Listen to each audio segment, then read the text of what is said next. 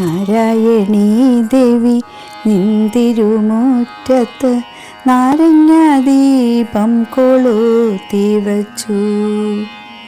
നാമം ജപിക്കുന്ന ഞങ്ങൾ തൻ ദുഃഖങ്ങൾ നാനാതരത്തിലും തീർത്തിടണേ.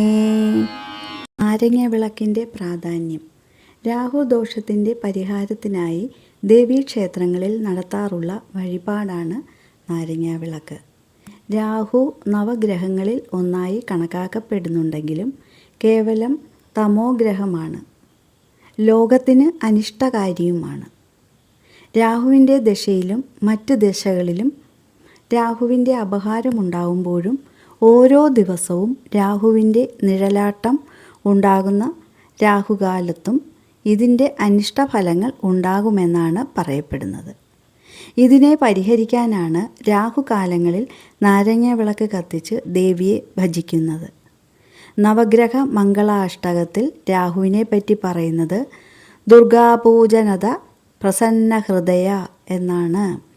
ഇതിൽ നിന്നും രാഹു ദോഷത്തിന് പരിഹാരത്തിന് ദേവീ പൂജയാണ് ചെയ്യേണ്ടത്. രാശിചക്രത്തിൽ രാഹുവിന് സ്വന്തമായ ക്ഷേത്രമില്ല. നാരങ്ങ വിളക്കിനോട് ബന്ധപ്പെട്ട് സ്വാതിക പൂജയും രാജസ പൂജയുമാണ് നടത്തുന്നത്. പുഷ്പം, പഴം തുടങ്ങിയവ നിവേദിക്കുന്നത് സ്വാതിക പൂജയുടെ ഭാഗമായിട്ടാണ്.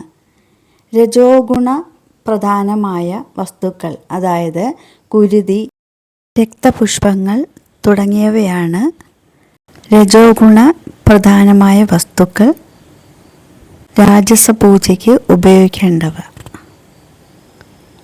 അവയിൽ ഏറ്റവും അമ്ലഗുണപ്രധാനമായ ഫലമാണ് നാരങ്ങ. നെയ്യോ എണ്ണയോ ഒഴിച്ച് കത്തിച്ചാണ് ദേവിക്ക് രാജസ പൂജ നടത്തുന്നത്.